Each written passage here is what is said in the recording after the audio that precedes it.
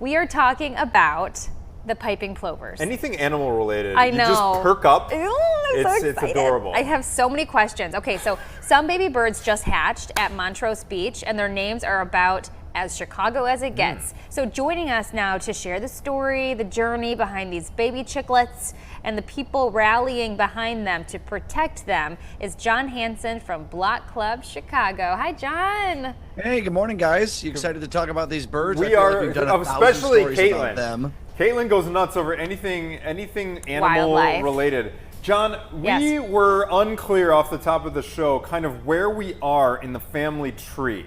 I don't know how far back your piping plover knowledge goes, but I know there was Monty and Rose. It goes as far back as you can imagine, guys. All right, get us updated on kind of where we started and now where we are.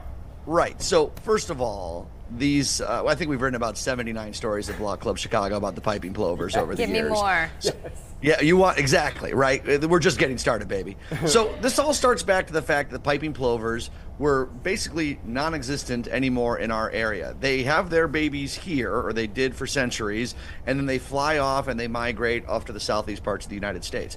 Well, for like 71 years, there were no piping plovers fledging or creating chicks that eventually fly away in Cook County on any of the beaches. Why? Well, of course, the city got built up.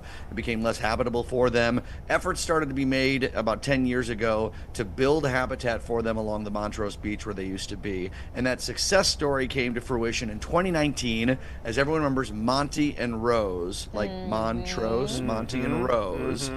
They, in 2019, got together, built a nest, and they had 2 chicks in 2019. Those were the first 2 that hatched in 71 years in Cook County, which is great news, right? And then all the birds go off, and then the theory is that they come back, some of them do, to the same location to do the same thing. Yes. So how many generations do we have? That is a great question. So Monty and Rose, they had some chicks in 2019, but it wasn't until they had chicks in 2020 that they kind of stuck, that they survived long enough to come back and have Monty and Rose's grandkids. So Nish, N-I-S-H, was the first chick to survive and come back to Montrose Beach. Wait. That was 2020. Wait. Hold on. Survived? Do we know that they died the first round of babies? Well, a lot of them are tagged, and I'm not trying to be a downer here, but yeah, nature took its course in some ways. I mean, there's been a lot. I mean, I guess this is like a story of resilience for this species, right? Yeah. Like, out in the wild, it's tough. So let's not focus so much on the bad news. Let's focus on the survival story here. Okay, so we had one baby make it through. Niche. Okay, so yeah, to 2020. Niche. So I'll do my best here. I should get a dry erase board here. And Right. Please.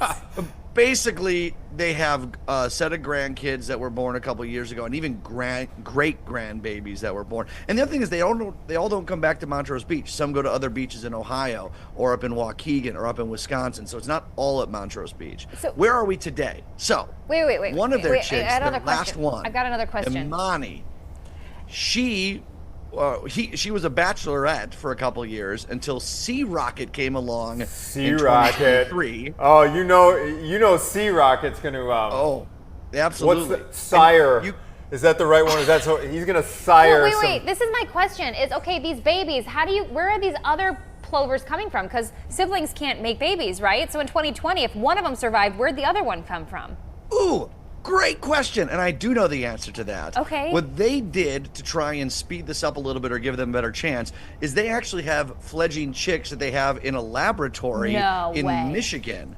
And what they've done is then they introduce some of those chicks to the Montrose Beach chicks to try and have boy chick, girl chick, as you say, not related, come together and keep the bloodlines going. Okay. And that was Sea Rocket. Sea Rocket was one they brought in from Michigan to mate with Imani. Remember, Imani is Monty and Rose's last kid. Sea Rocket comes along from Michigan from the laboratory. Boom. They get together. They had 4 chicks last year, and Anthony, you were talking about this.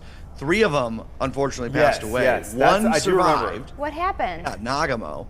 Imani and Sea Rocket, the same ones that had Nagamo last year, they came back this year, and they have 3 chicks, and those are the ones that that just got their names. Okay, so I don't even know the names. We touted them in Chicago, but I'll be hearing this for the first time. Yes. So, drum roll, please. The first one, who's the smallest one, is Bean. right? Oh, Like the sculpture. cute. Yeah, there we go. Pretty good. Little right? bean. Pretty good. Yeah. Okay. Yeah, it's a cutie. The second one, after 500 submissions, drum roll please, is L. E-L, like the L like train for you track the L, to go up okay. to Montrose. Yeah. Oh, Oh, that's cute. It's a great stop, I like too. it. That was my stop, the brown line, Montrose. Yeah. All right. There you go. That's why they did it for you, actually. me. I don't know. Right. Anthony submitted that one. Third one, drum roll please, is Ferris, which has a double meaning. One, the Ferris wheel debuted in Chicago at the World's Fair in 1893, and Ferris Bueller's Day Off. How do we like that? Cute. Do we know the sex of these babies? So it's one male and 2 females? I don't know. It would have been kind of awesome if they had gone Ferris, Cameron, and Sloan. If Sloan. it was two. Okay, well, don't rewrite. No, I know. Very cute. I know, They put this all together, right? I it's like done. Little Bean. Okay, so the babies are born. When were they born? They were born a couple weeks ago. They usually come in June, and then it takes a while to fledge. Fledge is where they can actually take flight on their own. Sure. It's a process over a couple days where they kind of like hop up. You know how it is. They Hop fledge? up and they eventually gain some flight, and eventually they're going to go bye-bye off to their areas in the southeast United States. All these little guys, and hopefully some come back next year or into other beaches where they are protected, and they'll keep the bloodline going. What astounds me, John, I don't know if you have any biology behind this or knowledge behind how this happens, that they find their way all the way back to the exact same spot without a GPS. Yes. Like, yes. No, they do not. My birds about did that that. too in my backyard. Think about I know, that. their instincts are crazy. It's so It's like how they know how to unbelievable. build a nest. They know Yeah. it's just in their nature. But like, imagine going. It takes what 25 hours to get. He said the southeast is where they go. Do they go all the way to Florida? I don't think it's Georgia, the Carolinas Georgia. more so. I mean, And they're think so about, tiny like, too. Think about how reliant we are, we humans, on maps and GPS now. And then this is just internal. They're smarter than we are. So these babies, are they still in their nest right now? They haven't fledged yet. You said they were born a couple weeks ago. So are they getting close? Are they under that gate that they put out there to protect them? Yeah, I believe they've been seen kind of waddling around a little bit too. They're and then waddling. they go back in. Little Bean so is they're waddling. starting that process. I don't have a look at the live camera view right now. Do you we guys have have a a live lot of camera? great questions about piping plovers. I can hook you up with a real expert sometime. That would be Yeah, great. you're doing so great. Would you consider Sea Rocket to be the Wilt Chamberlain of piping plovers? Oh boy, I mean, 4 last year, 3 more this year. That's 7. So what? He's got 10,000 more to go. 10,000 Yeah. more to go. That is so cool. So I guess there's a lab in Michigan who has piping plovers, Yeah. and they're bringing them over here so they can have it's more unbelievable. babies. I got a question for you, John.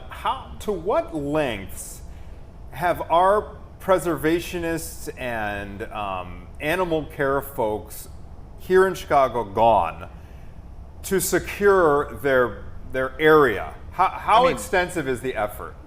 They've moved like the sand volleyball courts to ensure it. They've had people waiting out, especially in those first couple of years at night, to kind of at a far distance to try and ensure that there's no human interaction that would harm the birds. They have to let nature take its course, right? There was a nest, I don't remember which year, where a skunk got in. No. Unfortunately. Oh And they didn't killed stop some of the them. skunk.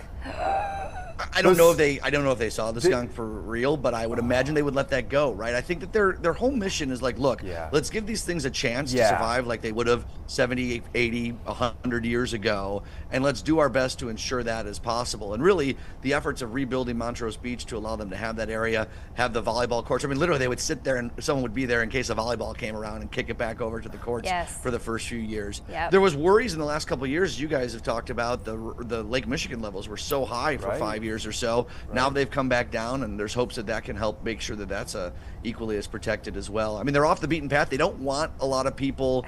We don't even really now show exactly where the nest is be on request from them, because they just don't want a ton of people like walking over. There was even a balloon once that floated near the nest, and the birds didn't go near it because they were freaked out by it. So like little things can really kind of disrupt their patterns of doing their thing. Who's in charge of them right now? You say they. Who's they? Well, the Chicago Piping Plovers organization. Oh, there's an organization. Is a team that kind of helps shepherd this and make sure that there are a bunch of volunteers who just became so passionate about this. But there's greater forces at play here. I know that a lot of aldermen, they don't control the birds, but they've helped restore the wildlife. And there's preservationists and naturists and the scientists who do all the actual technical work of the stuff. But it's a bunch of volunteers that have come together and said, we want this great story out of Chicago. So. That's really great. We're getting the wrap right now, but before we let you go, Jon, what is the best way if someone does want to have a shot at checking out this new Bean and Elle and Ferris? There you go. How do they do that?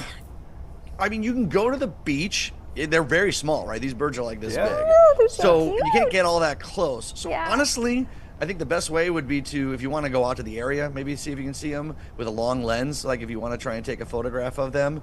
We got great photographs. ChicagoPipingPlovers.org has great videos and photos too. Ooh. That's I'd probably say let's the respect easiest it a way little to bit do and it. not try and get too close. Yeah. Oh, I love that. Jon Thank you Hansen. for bringing us the good news. Come back soon, sir. Always a pleasure to talk to you. Yeah. You're I our, can't you're our believe expert. I knew 12 minutes worth of stuff about piping plovers. I'm pretty happy You're about a that. You're a naturalist gentleman now. and a scholar, my friend. Environmentalist. Thank you, sir.